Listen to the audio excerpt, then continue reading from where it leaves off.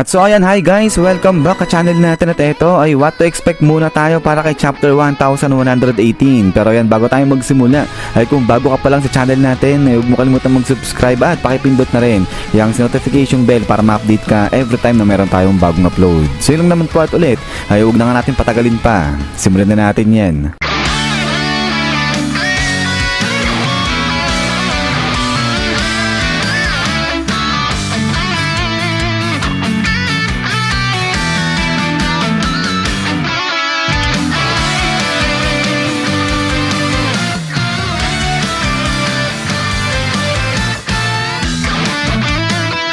At so dito nga muna tayo magsisimula sa hint na binigay sa atin ni Licker na nagsasabing etong mga 5 elders ay closing in na nga raw, so papalapit na etong mga 5 elders. So kaya ang tanong ay makakatakas nga raw ba dito successfully etong mga Straw Hat Pirates natin. Pero bago nga dito ay balikan muna natin yung nangyari sa nakalipas na chapter. At dito nga makikita natin na itong 4 na elders ay currently hinarap na nga nila etong si Iron Giant. At eto nga yung si Saint Mars, napansin niya na etong si Iron Giant, eto rin yung robot na umatake dun sa may Marijua 200 years ago yung nakakalipas. At then ay pagkatapos nga nito ay dito na inatake ngayon ni Valkyrie etong si Iron Giant ngayon. So bagsak etong si Iron Giant dyan, pero inaasahan sa darating na chapter 1118 na etong ang si Iron Giant hindi pa siya tapos. So bagamat medyo na-knockout nga siya dyan ni Valkyrie at parang ang hina na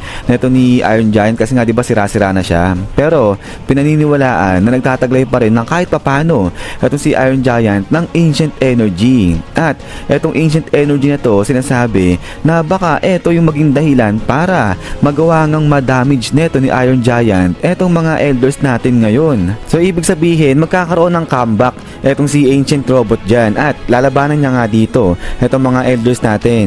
So ina-expect na yung buong chapter 1118 ay nakafocus yan primarily dito sa labanan ng 5 elders laban kay Ancient Giant. Pero maliban pa nga dito ay eto nga rin sinasabi na etong si Iron Giant siya na yung magiging final o last defense wall ng Straw Hat Pirates natin para sa gagawin nilang pagtakas dyan na sa Egghead Island. Pero maliban pa dyan ay inaasahan din sa susunod na chapter yung sa laban na nga nito ni Zoro at saka ni Saint Venus. So ina-expect na magpapatuloy yung laban ng dalawa na to, pero yung iba marami nagsasabi na mag-all out sa paikipaglaban etong si Zoro dyan kay Saint Venus. So ibig sabihin parang magtatagisan talaga ng lakas etong dalawa na to. Pero sa kabilang banda ay marami nagsasabi na parang hindi ganyan yung mangyayari at magiging mabilis lang talaga yung pacing o yung pace ng laban ng dalawa na to.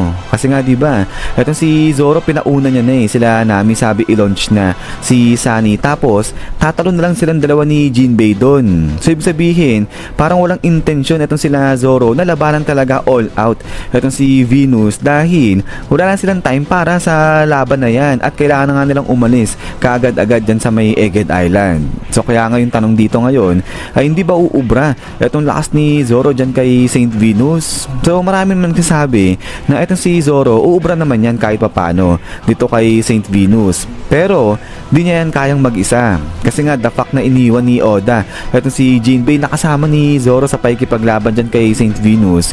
Ibig sabihin yung sa current state ng lakas ni Zoro ngayon parang di niya pa kayang mag-isa o pigilang mag-isa itong si Saint Venus dyan, kaya kailangan niya pa ng isang malupit na kasama dyan. So actually hindi lang naman itong si Zoro yung hindi pa talaga ganung makasabay sa lakas ng 5 elders natin. Kasi nga diba si Sanji, kung matatandaan ninyo dun sa mga nakalipas na chapter, taob siya dyan kay Venus. Tapos si Luffy rin ganun sa kabilang banda nung inaatake niya nga o pagsusuntukin niya itong si Valkyrie ay wala rin talagang di tinatabla ng kahit na anong pag-atake ni Luffy itong si Valkyrie. So ibig sabihin dito malinaw na itong grupo natin ng Straw Hat Pirates ay talagang di pa uubra yung lakas nila laban dito sa mga 5 elders natin. At so kaya yan, going back, inaasahan na talagang magiging mabilis lang yung sa pacing ng laban nito ni Venus, ni Zoro at saka nga nito ni Jinbei. At maliban pa dito, inaasahan na nga rin na makikita na itong pagpapatuloy na ng paglaglag o paghulog nito ni Sunny papunta na dito sa may baba kung nasaan nga itong higanting barko na to na ito nga yung gagamitin nila sa pagtakas dyan na sa Egghead Island. Pero sa kabilang banda ay inaasahan nga rin na baka lang naman hindi ganun maging kasindali itong ang landing o paglanding ni Sunny dito sa malaking barko na nga na to. Kasi nga kapag nakita nito ni Venus ay malamang-lamang niyan napigilan niya itong sila namin, itong si Sunny. So syempre di naman papayag itong si Venus na basta-basta pakawalan o patakasin itong grupo na to. So kaya nga malaki talaga dito yung part na gagampanan ni Zoro sa nga ni Jinbei. Kasi nga habang nahuhulog etong si Sunny dyan ay kailangang i-defend nila yan laban dito kay Venus. At so kaya ayan, habang di pa safe etong sila Zoro dyan sa kamay ni Venus, yung isa pang inaasahang makita sa susunod na chapter ay yung sa side neto nila Luffy, nila Dory, nila Brogy. At dahil dito ay inaasahan na magsasama-sama na sila neto naman yung sa grupo ni Sanji. Kasi nga diba sa nakalipas na chapter si Luffy sumisigaw na malapit lang araw sila at mag-prepare na sila ngayon sa paglalayag. So kaya nga sa susunod na chapter mataas-taas yung chance niyan na makita nga natin na mag-reunite na ulit etong grupo ng Straw Hat Pirates natin.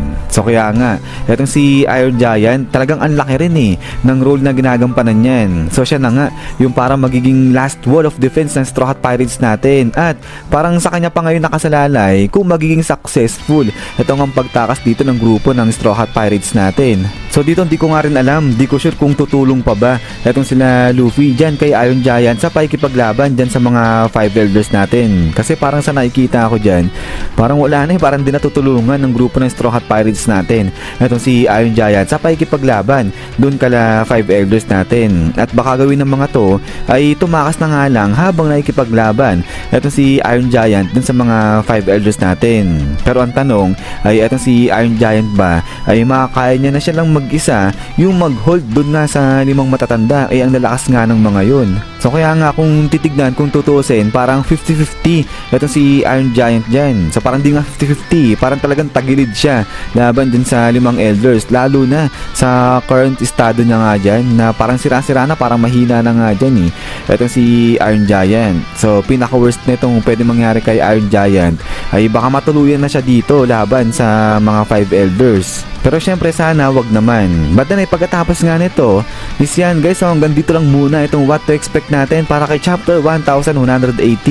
At so ayan ay kung meron pa kayong ibang naiisip na pwedeng mangyari dyan kay chapter 1118 ay pwede nyo i-comment dyan sa may comment section natin. Pero yun nga guys ay ulit ay maraming salamat sa panonood dito kay One Piece natin. At huwag nyo pala kalimutan na mag-iwan ng like. Sa lang naman, sa lagi mag-ingat. God bless nyo lahat at kita-kits tayo ulit.